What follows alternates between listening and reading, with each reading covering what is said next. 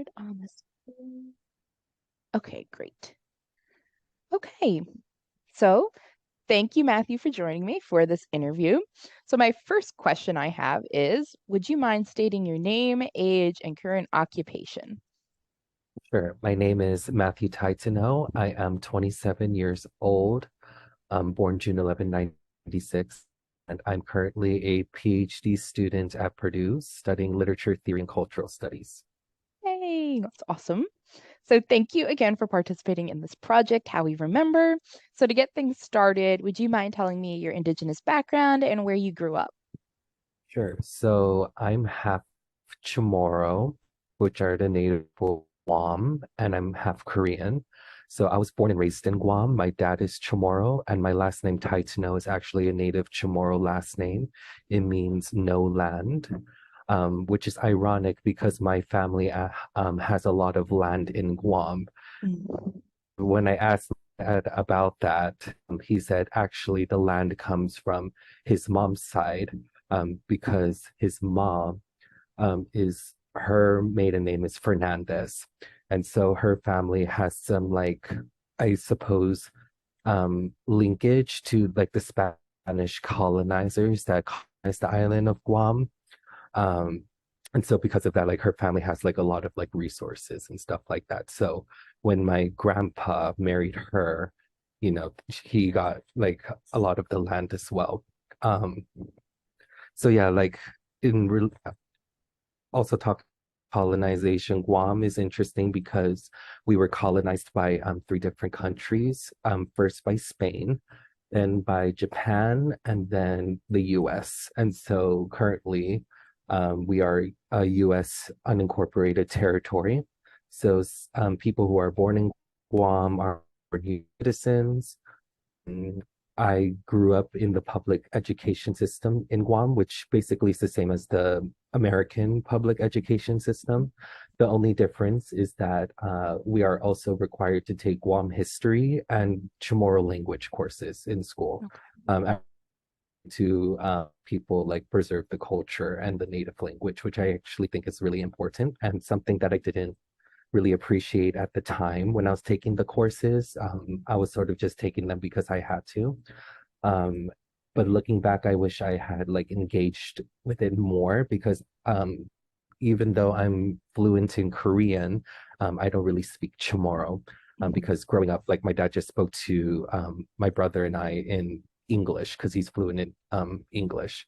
Whereas my mom, she's not really good at English. And also her mom, my grandma, lived in the same house up and helped raise my brother and me.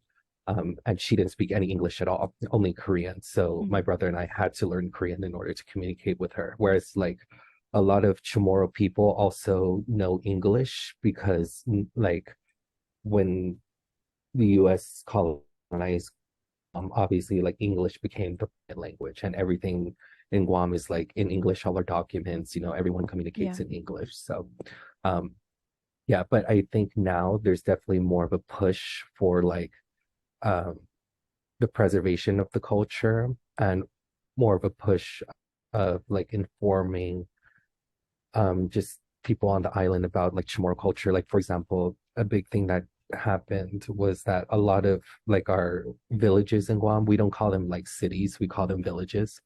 Um, a lot of like before on documents, like government doc, they spelled them out using like the American way of spelling it.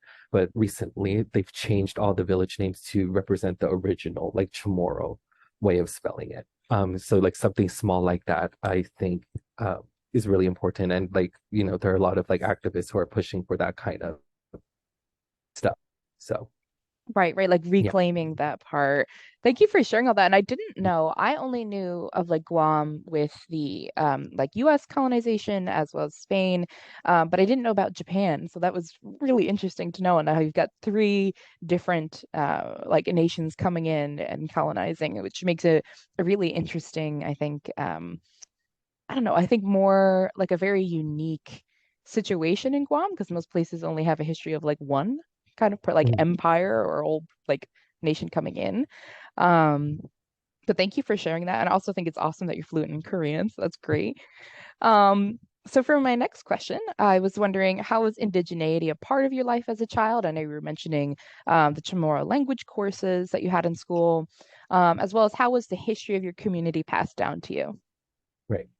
So one big thing about like the Chamorro language courses and stuff like that, like remember when I was in elementary school, I don't exactly remember what age I was or what grade, but I'm assuming maybe like first or second grade.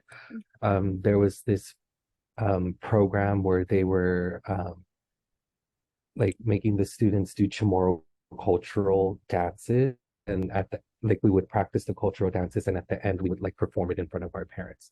So I remember like practicing that, and even though it was like so long ago, I distinctly remember like all of us wearing like the garments because um men, for example, would go shirtless and we would just wear something to cover like the genital area, basically. And a woman wore something similar, but they will also like cover their breast as well. And I remember like just like the feeling of like um at first feeling very exposed because like in the US we're used to just wearing like shirts and shorts and stuff like that and being like covered up and stuff. But like once we started performing all together and like feel like that sense of feeling that vibration of like the music and us singing and dancing, like it was like a liberating feeling. I remember that. Mm. Like I started to feel less like self-conscious, if that makes sense. Yeah. Um, and it also, I think, in a lot of ways was really beautiful because, like in when, uh, that was like my introduction to like traditional Chamorro cultural dance, and in my like when I went to high school, and it was my junior year, and I was like, about to graduate next year, I took another Chamorro course, and we did Chamorro cultural dances in that class as well, and we performed in front of the whole school, and it was like a full circle moment, you know what I Mm. mean? To like do that at such a young age, and then to like revisit it again in high school near graduation. And song that I enjoyed performing the most during that time was is called Guiza Manatakulo. Um, and it's really interesting because like I remember when we were practicing those dances in high school, they were very strict on like the roles that women and like men played in the dance. So women had a specific choreography and men had a Mhm. specific choreography. And I remember like one of male students was like, joking around and doing the female choreography, and our teacher like got really upset about it. He's like, Mhm. no, you're not supposed to do that. You're like, there's strict rules and stuff like that, which is interesting if you look at it from like a queer perspective, right? Because that kind of like, especially queer in the sense of like the constructed in the West, right? And Right. so it's like there's that clash. And me being a queer person myself, there was like that inner like war, but at the same time, I think I don't know, like I wanted to like respect the culture and like respect my teacher, you know what I mean? So I just like followed what he said. But at the same time, like I didn't, it's interesting how I could like looking back, because at the time I didn't have the language to articulate like, Right. queerness and stuff like that. But looking back, it was interesting because like when I would perform the dances and like um have to adhere to like the male choreography strictly, like it didn't feel like I was compromising my queer identity. Mhm. Like I didn't see it like that, I saw it instead as like me celebrating like my Chamorro identity, if that makes Right. sense. Like Right. it didn't feel like they were at like tension with each other. Right. You know what I mean? And then when the dance is over, and I go back to my life, I'm able to express like my queerness, like and my gender identity in, and feel liberated in that way, So it's sort of Right. like this like going in and out of it, which was interesting. Looking back at it in hindsight. Um, but yeah, I think that like the cultural dances for me were like my favorite part of learning about my culture because I like to dance, but I don't consider myself a good dancer. And I Right. don't find myself having the opportunities to dance often. Mhm. So like being in that, like in those courses and in that space, like forced me to dance, which was good. And it allowed me to like express that and to dance in a way that like expressed my culture, which was even great. And also like leading up to it, like we would perform like in front of the whole school, like I would say. Mhm. Um, and it was nice to like uh because and it felt like we were working up towards something, you know what I mean? And so like at the end when we would perform at the end of the semester, um, it felt like, it was like I guess the equivalent of a dance team like practicing for like the big performance, you know what I mean? Um, but yeah, I really enjoyed that experience and I wish I still had that type of space currently. Mhm. Um, but it's kind of hard to find like tomorrow spaces like stateside if you're not living in like California, basically, Okay. because there's Yeah. a lot of people in Guam from Guam living in California, because a lot of Guam like joined the military. Mm. And like there's a lot of like bases that are located in California, and Okay. because California is like the closest in terms of like climate and just like environment to Guam, Mhm. a lot of people from Guam are compelled to like choose California if they're like, picking locations to be stationed at, if that Right. makes sense. Right. Like even my older brother's in California right now. He's not in the military, but he's doing his residency there. But he wanted to go to California Right. Right. because he, you know, a lot of his friends who like joined the military were like living in California and like a lot of people around him and a lot of people in Guam love California. So Yeah. yeah. I think also thank you for sharing all that, but I think it's really beautiful when you're talking about navigating kind of your multiple identities in the sense of practicing your Chamorro culture, but also realizing that you still had like that queer identity and that's something you can still practice and it wasn't something you had to like stifle so much as just sort of balance, which I think was really interesting. Um, and it also sounds amazing that they had these programs there. I kind of wish more places would do that or have programs for like Indigenous students to practice like their Indigenous identity. Um, and then I think my next question had been, is there a specific memory that sticks out to you? But I feel like maybe you addressed that already with talking about dance, unless there's another memory you wanted to talk about from specifically childhood. I think, oh, this is something small, but it's like a very comforting and like thing for me. But the way that a, I don't know if it's just Chamorro people, but like a lot of the elderly Chamorro people kiss. It's like it's really interesting because they'll like, for example, my grandma, my dad's mom, she like lived right next door. So she was a very friendly woman. Every time I would see her, I would hug her, and the way Mm. she would kiss me was she would like kiss me on my cheek, but she wouldn't just like, kiss me with her lips. She would sniff me like, Mm. and a lot of Chamorro elders do that. I don't know if it's just Chamorro elders because like, for example, if like a like a teenager is like holding a baby. I see them do that too, like a Mm. Chamorro like teenager. But it's essentially them sniffing your essence and like remembering your scent and like them wanting to like remember it. It's like that sign of affection, like, oh, I love to remember So remember your beautiful. scent. Yeah. And so like I remember like and like my grandma every time like I would like greet her, she would do that. And yeah, she would even do that to my dad, you know. Mm. Uh, so, and I miss that, because Hmm. she passed away, I think it was 2017 or 18. And Oh, I'm so sorry. yeah, thank you. But it was like something where it was like, those small things that people do Hmm.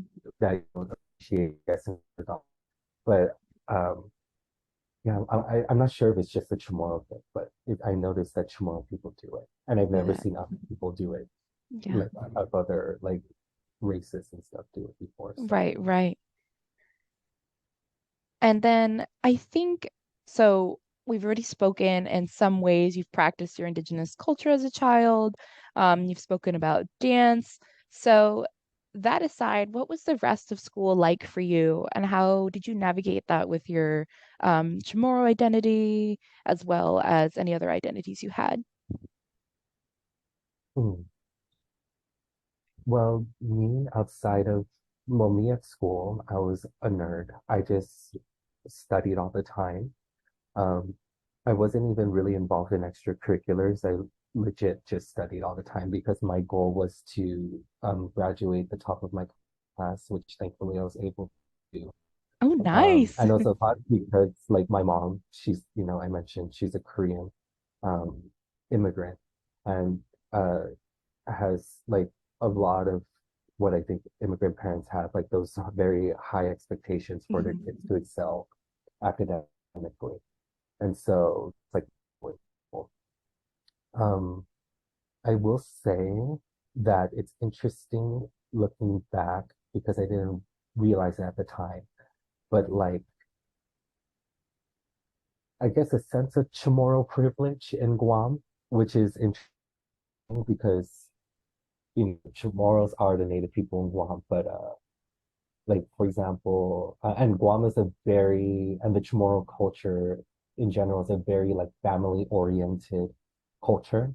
Mhm. And so like, for example, like people at school who I didn't even know would treat me nicely because of my last name, because Taitano is a native Chamorro last name, and it's like a last name that people know on island. Mhm. So they'll be like, oh, like you're Taitano. Like a lot of them would either say like I'm related to you, or like I am a friend of your relative, and like Okay.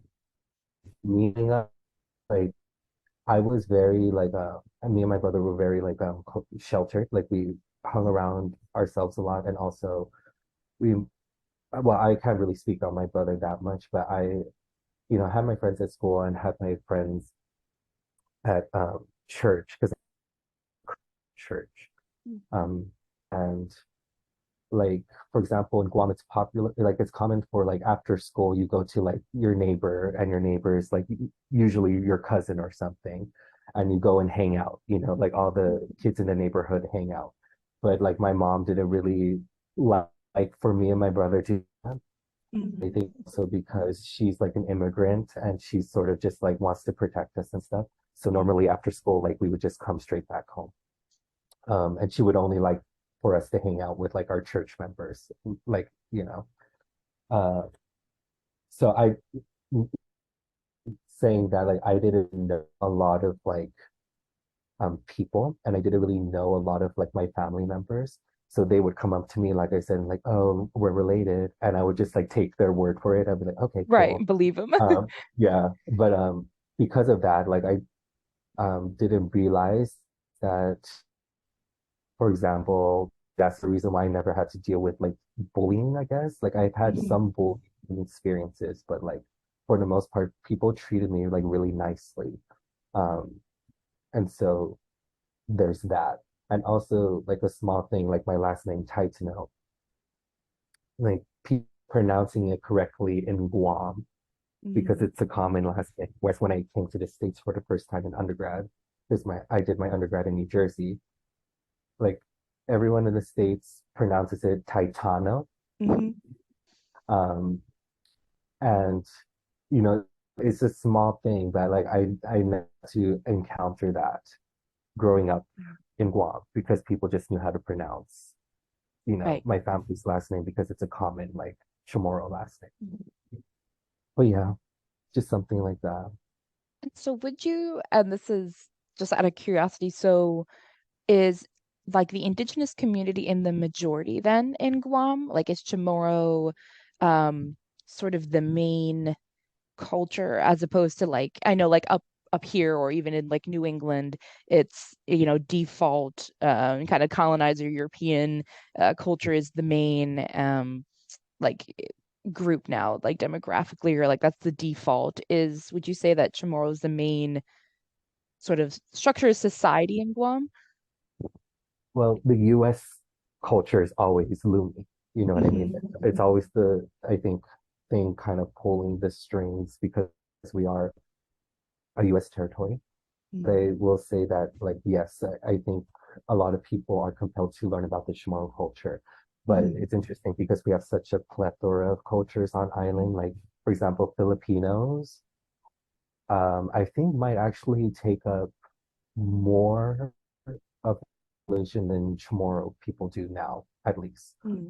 When I was growing up, I think that wasn't the case, but um, we've been having a lot of like people from the Philippines and Korea as well coming in recent years. So I think that the Filipino population especially has increased significantly. Uh, a lot of like, for example, I had a lot of Filipino friends growing up. They were like, you know, one like the ones participating a lot in the Chamorro language courses. They were the ones like always saying like, "Oh, I love finadeni," which is like a Chamorro like sauce, or like saying like, "I love Chamorro food." And a lot of them were actually like the ones on campus active being activists for like Chamorro culture and representation. So I think there's like a mix, and there's also like Chamorro people will learn about the Filipino culture and stuff. So it really is a hodgepodge. I will say that something interesting I've noticed is that growing up, uh, like there was a lot of like Japanese influence. Like most of our tourists coming in were Japanese before, like in the early 2000s. But now the Japanese tourism has shrunk significantly, and Korean tourism has increased Interesting. exponentially. And so stuff like if you go to one village in Guam called Tumon, which is where all like the hotels and like the beaches are very manicured. The signs, a lot of them used to be just in English and because most of the tourists were Japanese. But now a lot of the Japanese translations have been either like replaced by Korean, or like Korean is also included there now. Um, why that is, I'm not entirely sure. I mean, for the Korean tourism industry increasing, I think it's just because like Korea in general has been booming over the recent years. But as to why the Japanese tourism has decreased, I'm not sure. But Yeah. So thank you for sharing that. That was really interesting because I was curious and I didn't know too much. And mhm. so I know you mentioned food. Is there like a favorite recipe or a cultural dish you have? Um, is there one that sticks out to you? Well, I mentioned finadeni. And so basically, it's just like a dipping sauce. It's like soy. There's two. There's either like a sauce-based one that has like peppers. We use like these tiny peppers called doni peppers. They're really small but very hot. So you put that in, you put onions in, you put some, I think, vinegar in, and some other stuff. People put like different things, but those are like the base ingredient. Like you eat with like anything. Like you dip like barbecue meats in it. Like in Chamorro culture, we have a lot of barbecue, a Mhm. lot of like fish and stuff. So you eat like usually if you're eating like beef or pork, you use the soy sauce based finadeni, or you have the lemon finadeni, which is clear. You use like lemon juice, or you can use like calamansi juice. Calamansi is like similar to a lemon. It's kind of like a mix between a lemon and a lime. Okay. Um, and it's better to eat fish with that type of thing a day, because you know how like people in general like eat like they'll have like a lemon wedge with fish and stuff Right, to sort right. of, yeah, so it's like kind of this like a similar concept. So that's a popular dish. It's well, it's not really a dish. I guess it's more of like a side. Right, right. It's of another like an actual dish. I like kaddu, which is a beef stew, basically. Um, and you cook it like over a long period of time to the point where like the beef just like falls off the bone. It's very like soothing, and usually people with rice, you have the soup and you have the rice on the side. Some people like will get the soup like a spoon of the soup and like put it on top of the rice and eat it that way with the meat, or they'll just like dunk the rice in the soup itself. Um, but yeah, That sounds so good. It sounds yeah, really good. yeah. So So for my, and oh, go ahead. yeah, I was gonna say, it's interesting though because with like the influence of like our colonized like the people who colonized us in the past, like there's a lot of like dishes in Chamorro culture that are similar to those cultures. Like for example, we have things like similar to tortillas, um, and like a lot, I would say mostly like Spanish influence in our cuisine, which is interesting. Although we do use a lot of soy sauce, so I think that's like indicative of like the Japanese influence. Right. Um, but yeah, a lot of mix and match in our cuisine as well. That was actually going to be the question I was going to ask you. I was going to say, has there been any like new or like fusion dishes created because of so many different like communities involved? Yeah. Um, and yeah, I'm trying to think of specific kind of dishes. I'm like I can see them in my mind, the food, but Yeah, the name of them is not coming to my mind. that's totally fine. Um, but we Also, have, some stuff I feel like just doesn't have a name, but like you just know it or like you consume it. yeah, like we have something I think similar to like leche flan, but I'm forgetting the name of it. Um, because I like because there's these like two things that I don't want to get their names mixed up because they have similar pronunciation. Finish. But yeah, something similar to leche flan. But yeah, nowadays I will say in Guam, what's interesting is that despite the prominence of Starbucks globally, people in Guam, we don't really drink Starbucks. We have like one Starbucks in a hotel, but like no one goes there. Basically, it's just like for the tourists who come who are staying at the hotel. Um, yeah, I don't know why.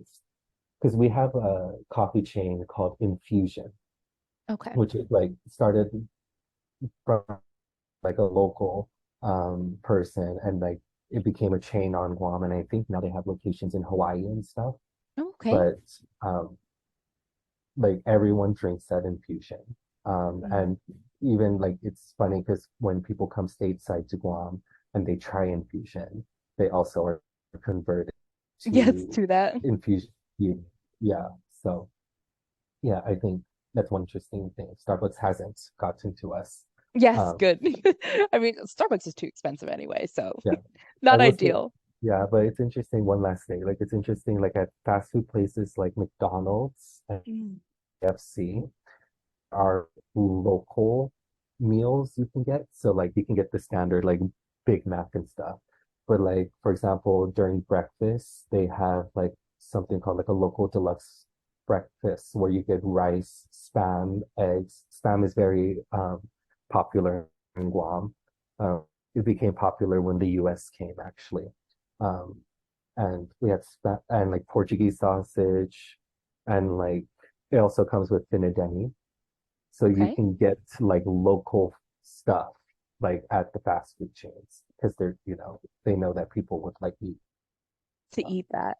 That's so interesting Yeah. that they kind of tailor it. Although that was my experience also when I went to Guatemala and we went to a McDonald's and they had um like they had food that they know people would like enjoy locally.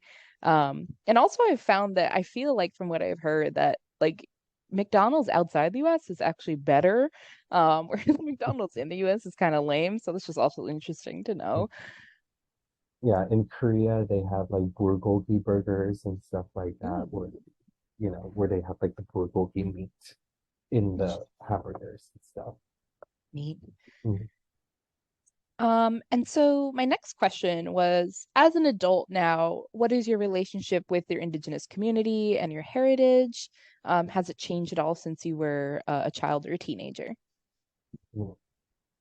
I think I've become more, uh, I don't know. I don't want to say urgency. I think that's too strong of a word, but like feeling a sense of like wanting to connect with my Chamorro culture more. I feel like I have a lot of opportunities to connect with my Korean identity. Mm-hmm. Like, for example, when I was at Northeastern, I went to a Korean church there. Hmm. Here at Purdue, I found a Korean church. And actually, I feel like there's more Koreans here at Purdue than there was at Northeastern. Hmm. Um, so uh, I want to have that same like those with like my Chamorro identity.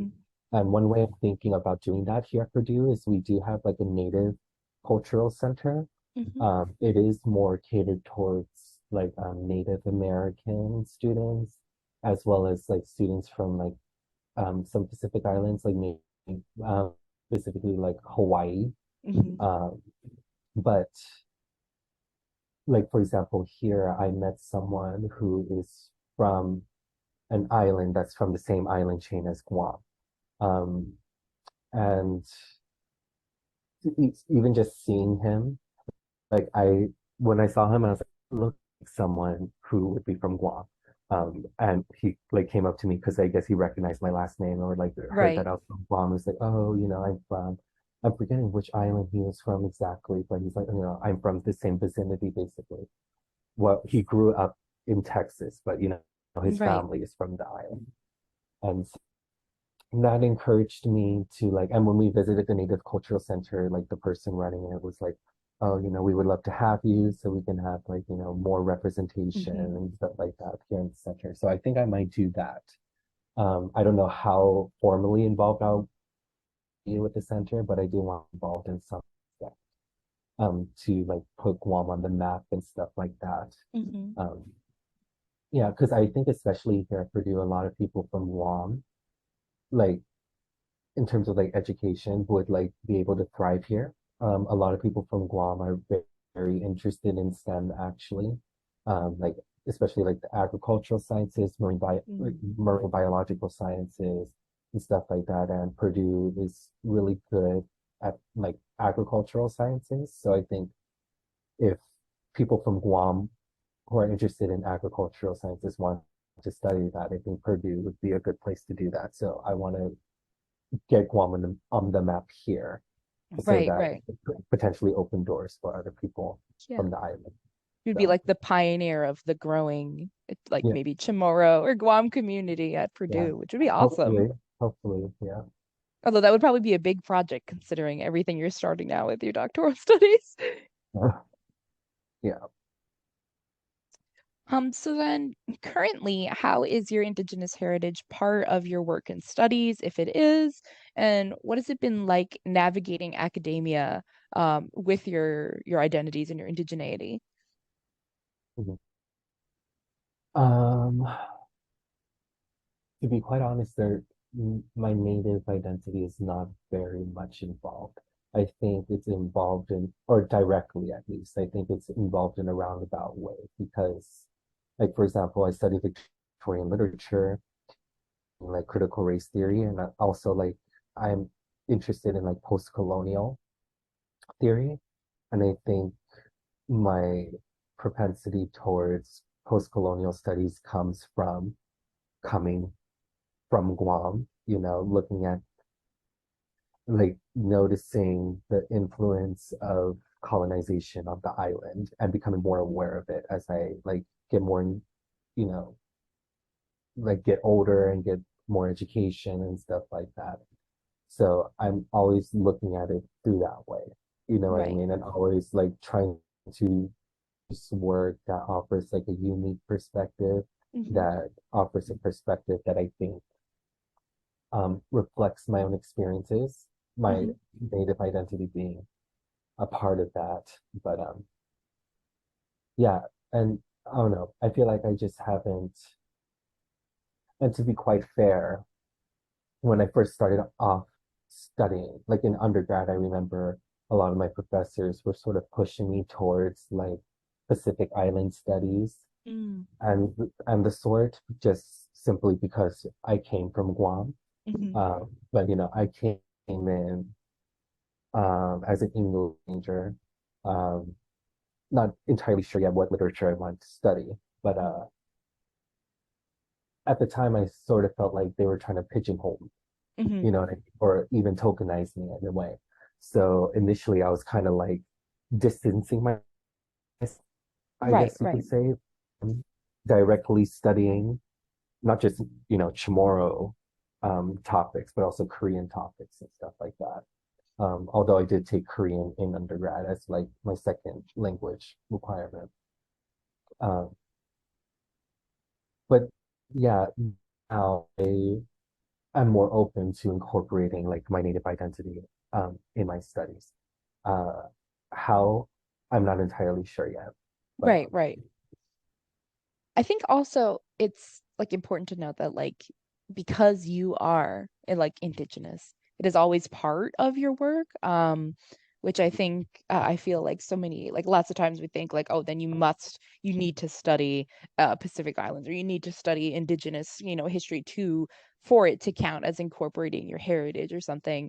But I think naturally just you being you is already having that incorporated, if that makes sense. I'm not super eloquent, so hopefully that made logical sense. yes, Um, it did. yes, that's why we always have the like English department and help us like historians out because we just say things really confusing and backwards. Um, so then how, all right, so I really asked you how like has it been navigating academia and indigeneity? So how in your own words do you feel about the concept of cultural preservation? So it doesn't just have to pertain to museums, libraries, and archives, but just the concept of preserving indigeneity and your Chamorro culture. Mhm. Yeah, I think cultural preservation is great. Um, but I think what's interesting, because I think when people think cultural preservation, they're automatically like on board. But Mhm, I think there's specific instances where it can create some tension, which I mhm, think is interesting. Like for Guam specifically, for example, like the Chamorro language, modern Chamorro language has a lot of like Spanish and Japanese influence mhm, because of colonization. Like for example, in Chamorro, we use the similar counting system to like Spanish. mhm, So we say like uno, dos, tres, cuatro, mhm. cinco. And we have like a lot of Spanish words in Chamorro, and we have a lot of like Japanese words. Like for example, like I'm wearing like flip-flops. In Mhm. Chamorro, we call this zori, and zori is actually a Japanese word. So Okay.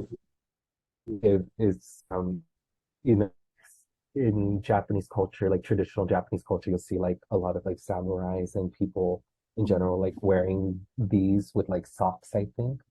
Um, that's where, in Chamorro we say Zori, but it comes from Japan. So my dad's generation, for example, they speak the modern Chamorro, Mhm. um, which they don't see it as modern Chamorro, they just see it as Chamorro. Tomorrow.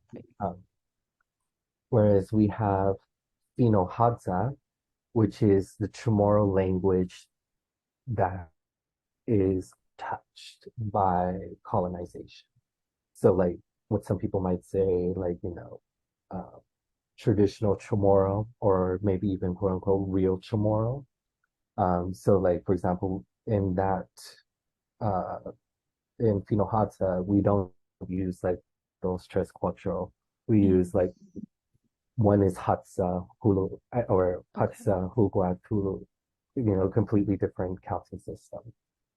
Um, and like there's a lot of activists on island who are advocating for cultural preservation, meaning Mhm. they are, and specifically they're advocating for the preservation of the Fino Hatsa language. Mhm. And not just advocating for the preservation of it, but the practice of it, Hmm. and some of them are actually advocating for um, the replacement of modern with penal Hadza because they don't want to endorse like colonization. You know what I mean? They Right. see like if you're using modern Chamorro, then you're using like the colonizer's tongue, basically. Not Mm. all activists, but there are a Right. few that are like that. And uh, like a lot of people, like my dad, like my, I don't know my dad's opinions about this because I've never really talked to him about it, to be quite honest. But people from my dad's generation who grew up speaking, Chamorro with the Spanish influence, they're like upset with these activists because they're like, we can't speak Fino Hadza. You know what I mean? It's Mm. almost Right. like a different language, and it's Hmm. not the language like a lot of them they would say like this is not the language we spoke at home growing up with our Hmm. parents. And so and also I do think that a lot of the activists who are like advocating for Fino Hadza, um, like some of them come off as kind of like elitist or like Hmm. sort of like pretentious in a way where it's like, oh, we're using like the pure tomorrow. Like we're Right. more Right. like in a sense of like feeling more entitled or enlightened in a way for using, Hatsa over like, tomorrow. And which, like but a lot of them didn't grow up culturally just like speaking tomorrow on a day-to-day basis. They Mm. learned Fino Hata in a like sort of like an academic setting almost, if that Right. makes sense. Learning it in school and stuff like that. Because, you're not gonna on a day-to-day basis hear a lot of people speaking Fino Hata. Mm. You know what I mean? But you'll hear more people speaking like the regular Chamorro that like my dad's generation spoke. Um, Right. so a lot of people who are introduced to Pino Hata, I mean, me too. I was introduced to Pino Hata in school, in high school, because like my high school Chamorro teacher was actually one of like the leading activists. You know what I mean? But he didn't see like, well, I don't know. Looking back, maybe he kind of did, because he didn't really was using like the Spanish version of the language. Like I remember Mm. sometimes when someone would say like a Spanish version of the word, he would be like, no, that's not the word, it's Right. this. That's not it. So yeah, but I don't know. But yeah, I think that's an interesting topic. I personally think it's like I'm kind of like in the middle. I think the Chamorro that my dad's generation spoke should be preserved. I don't think it should be replaced. And I think, and I was talking to someone who's from Guam actually, and talking about like we were about food and how like Guam has like a lot of Spanish cuisine because Hmm. of colonization. He's saying stuff like that's chamorro to me. Like I grew up eating that with like my Right. chamorro like family. Like that to Mm. me, I'm not ashamed of that. I want Right. to. So I believe that too. I think you know we should reclaim that. We shouldn't be ashamed of that. You know what I mean? We shouldn't erase that history. Right. But also, I think we should educate people more on Fino Hata. I think it's a beautiful thing, um, and I want to acknowledge the work of like work that the activists who've been, working on like teaching documents and stuff like that for Fino Hata. I think they're doing really great work, Yeah. but I think it should be in the middle, Yeah. personally. Trying to find a balance between like, people saying this is what we should preserve or like this is the purest, like this is the actual experience as opposed to like the lived experience of the people who's speaking it.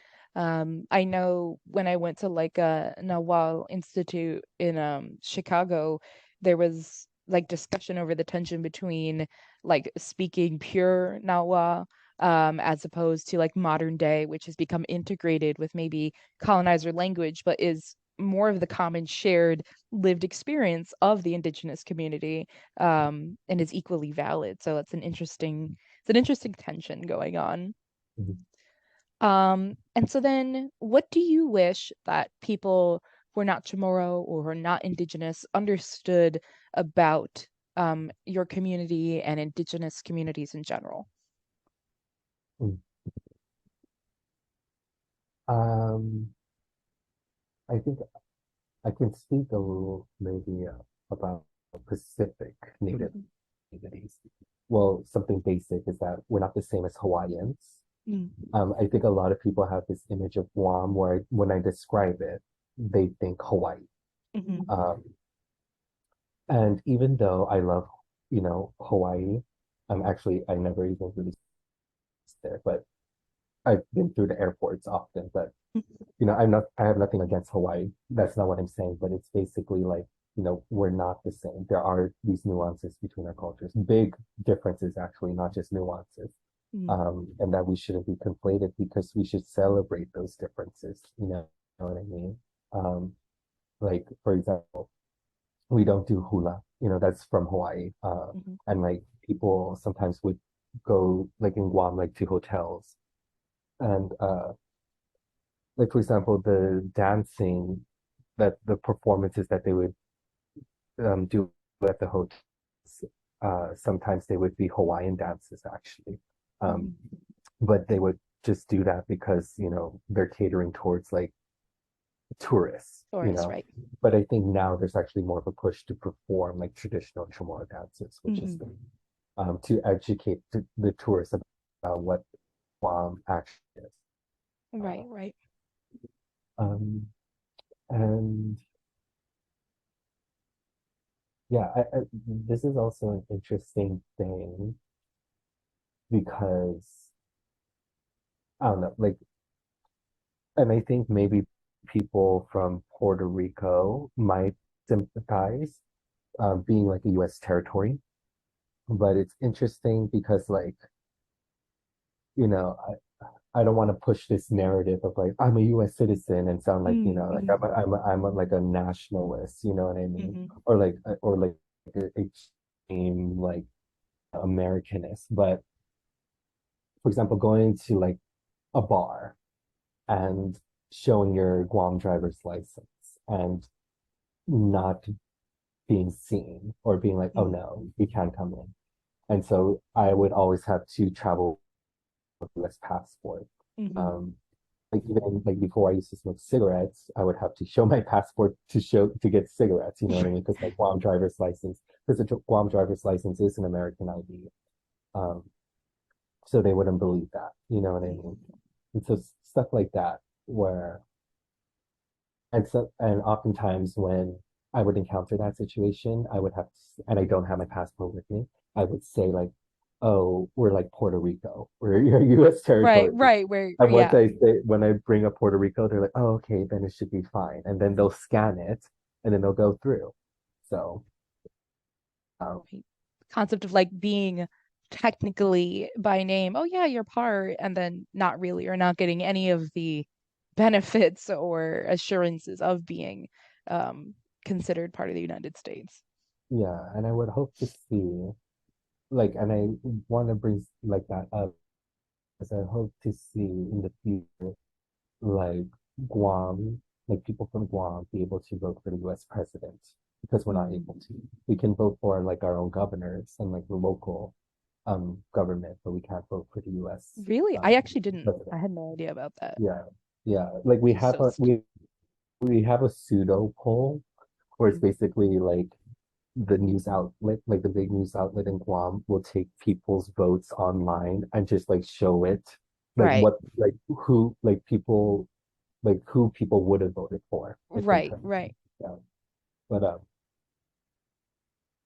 really see that move toward Mm. direction because Mhm. there's a lot of people in Guam. Guam is very important to the US, even though they try to treat us like we're not. I mean, that's why we have such large US military involvement in Guam. Um, High recruitment rates of local into the US military. Mm. Military. My dad is a Marine Corps veteran himself, and so like since we have so many people from Guam joining the US military, risk their lives for the country, um, fighting to make it better, I think we should have the right to vote for US president. You know what I mean? Absolutely. Yeah, like vote for the person who is sending these people Right, on these right. missions, sending these people to Mhm. like, you know, like these wars and stuff. So, Right. and if not for me, then for people like my dad, you know what I mean? Um, yeah, that's what I would like to say, Yeah. and that's what I hope people would hear. Yes, absolutely. I just think it's so ridiculous. Again, I had no idea about the voting and like just to think that like, yeah, we can send you into an active war zone, but you're not allowed to choose the leader is kind of Yeah. stupid. So thank you for sharing that. Um, So, is there anything else you'd like to share? That was sort of all the main questions I had today. So, if there's anything else you'd like to state, or if you want to plug your own work or projects, you could do that now, whatever works. Not much else to add, quite honestly. I feel like said I feel like I had to. No, I feel like I said everything I had to. And so the only thing I'll say is Sizus Maasi, which means thank you in Chamorro. And yeah, Yay, thank you so much. So, I'm gonna stop recording.